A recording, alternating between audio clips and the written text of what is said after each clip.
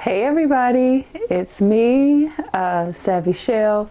I am checking in with you all. If you follow me on social media, you know that I've announced the arrival of my daughter, and it's been 3 weeks.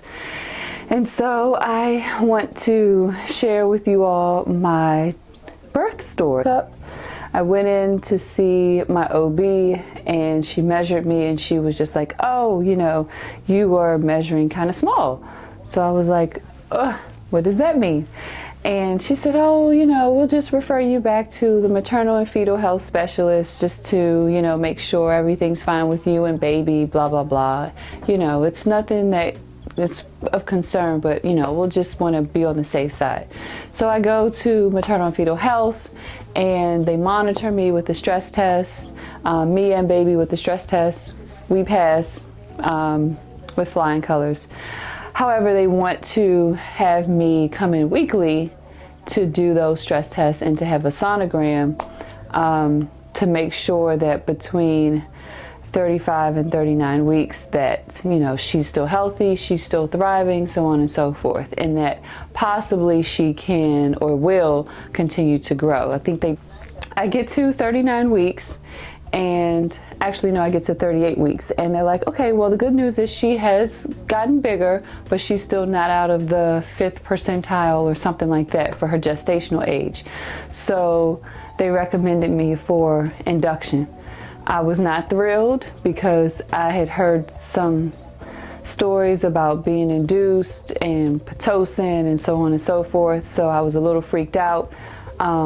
To me, induction just sounded too much like C-section. Between leaving my doctor's office and finally getting the call, 3 days had gone by. So I believe it was like around 4 o'clock on a Tuesday evening. I got the call to come in 7:30 the next morning. Yay! I went in, did the intake process, changed. She's fidgeting a little bit here. I may have to cut. Changed, got in bed, and the nurse comes in, she reviews my birth plan. She reviews my birth plan and she's just like, okay, just want to make sure we have a full understanding, blah, blah, blah. And of course they just said, just keep an open mind because sometimes things happen and we may have to go in a different direction as far as the birth plan goes. Fine. I did let them know that getting an epidural was a last resort. I wasn't totally against it, but I was just like, it's a last resort for me. So the doctor comes in, she checks my cervix. I'm 1 centimeter. She checks to make sure baby is in the right position. Baby is head down. And then she uses a drug called Cytotec. The Cytotec you can take it orally or you can take it vaginally. They inserted it vaginally. So that was like around 9:45 a.m. Between 9:45 a.m. and 11:45, I was like, okay, I can deal with this because I hadn't really experienced any contractions. Around 11:45, I started to have some discomfort. I was like, okay, I think I'm having contractions here. And by that time, my mother was by my bedside. My husband, of course, was there. And so the contractions start getting stronger. And I'm in the bed at this point, and as they're getting stronger, I need some relief. So they break out the birthing ball. So I get on the birthing ball, my husband is behind me, and with each contraction, he is giving counter pressure to my sacrum. My mother is in front of me, and she's just giving me, she's just coaching and supporting me through all of the contractions. My contractions were nothing that I was prepared for.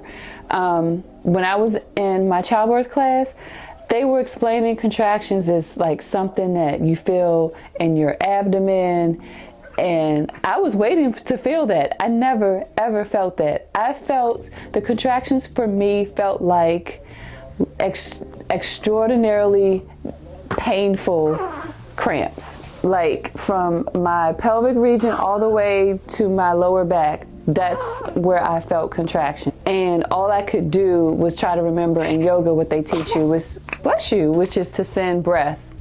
to that area. So I'm trying to breathe through my contractions. At this point, I break out my fine-tooth comb, which they told us to pack in my childbirth class. I put my fine-tooth comb in my hand, and it's supposed to like trick your brain or create some sort of diversion in your receptors, I guess, so your brain's not sure which pain to focus on, the pain from the needles in the comb or your contractions. It helped. So anyway, my contractions are like off the charts, and I'm on this birthing ball, and all I can do is just try to breathe. And as I'm breathing, I'm also, for me, it's comforting to hear my voice. So I'm moaning and I'm breathing. I'm not like hollering, but I'm like moaning and breathing with every contraction. And for me, meditating on her heart rate, like listening, making sure that I could always hear her heartbeat was very important, because I knew that if I continued to just meditate and focus and breathe, that I should be able to ensure that her heart rate did not drop. I just did not want her heart rate to drop. I knew if her heart rate dropped, that meant all kinds of things were then on the table as far as getting her out. I'm on the birthing ball for like 2 hours, and these contractions are awful. They are bloody awful.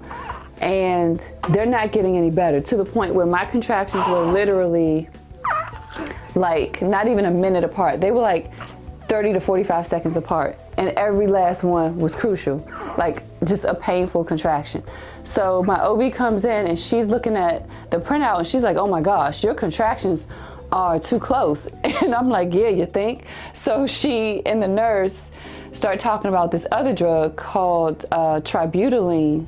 I think, oh no, yeah, Tributaline or something like that, to issue me that's supposed to help slow down my contractions. So I'm like, yes, sounds like a plan. So they give me the injection in my left arm, and they're like, okay, this should slow down your contractions.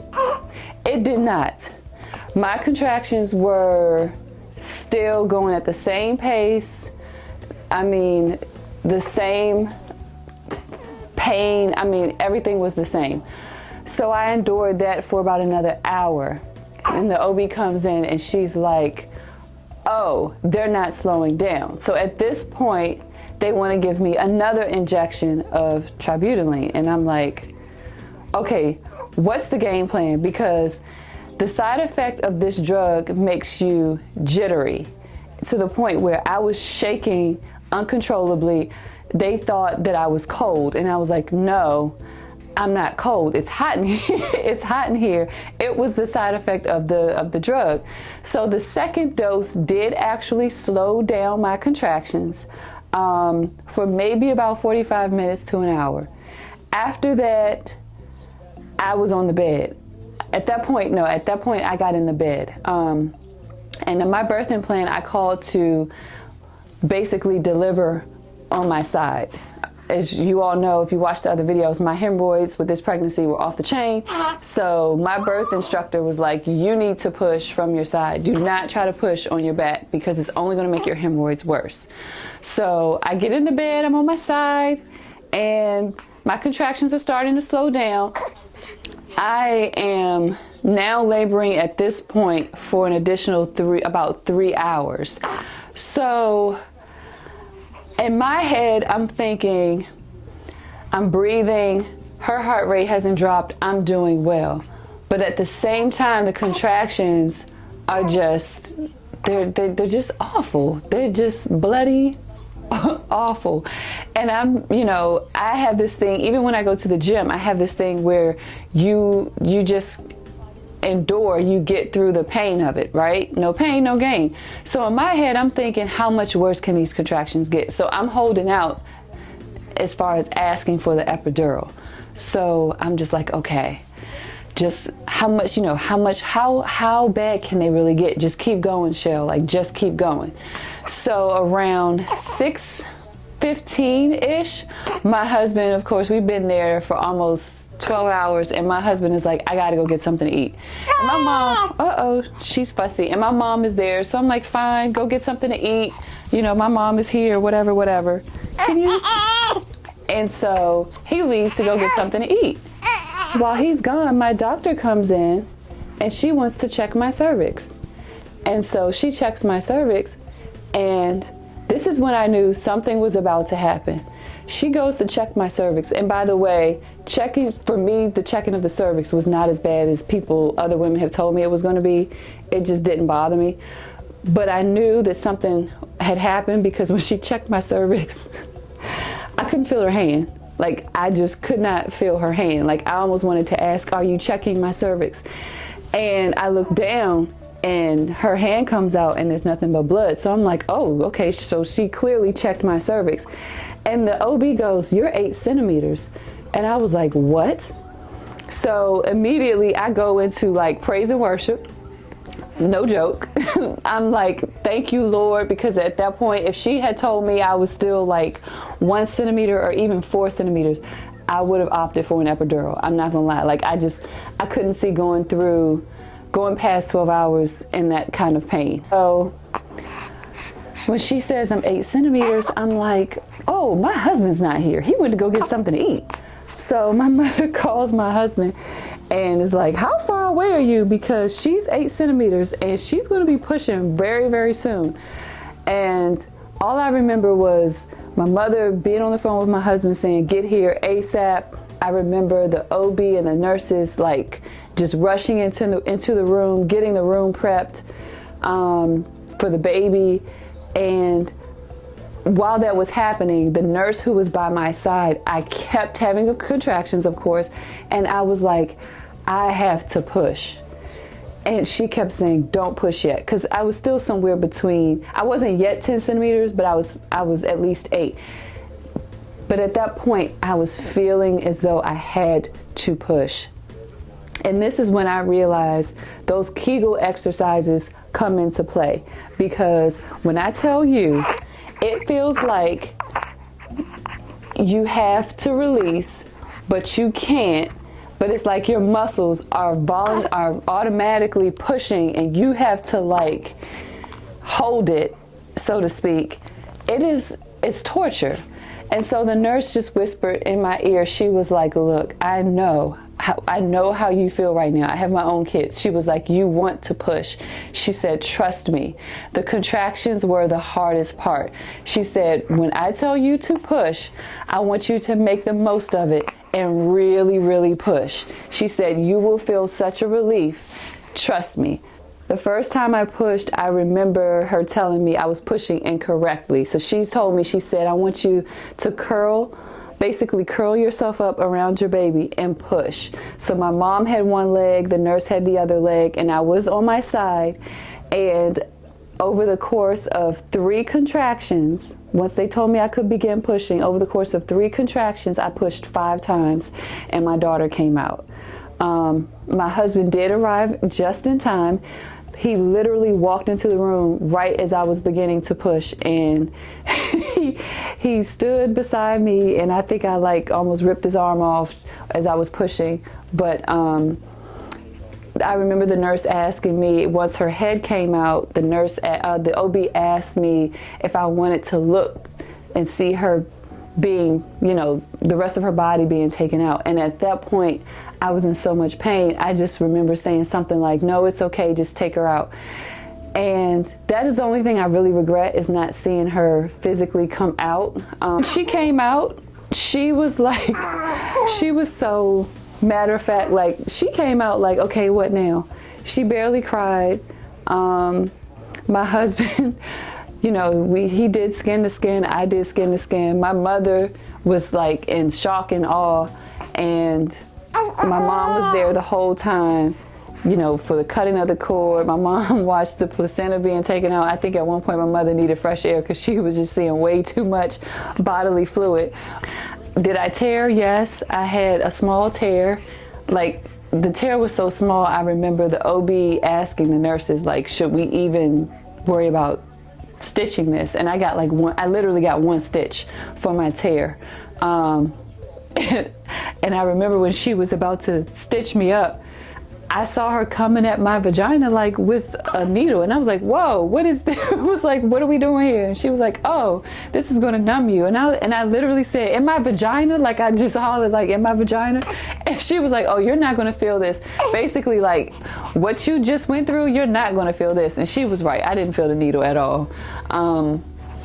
But I like watched her stitch me, which was weird. Recovery has not been what I thought it was going to be. You know, I go to breastfeeding classes. I went to childbirth classes. I went to all kinds of classes. They don't give you classes on postpartum care. You have to be concerned about, you know, UTI and all kinds of stuff.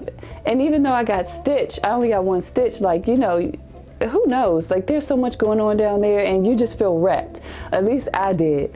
You know, people were asking me, how did I feel? I felt like I got jumped.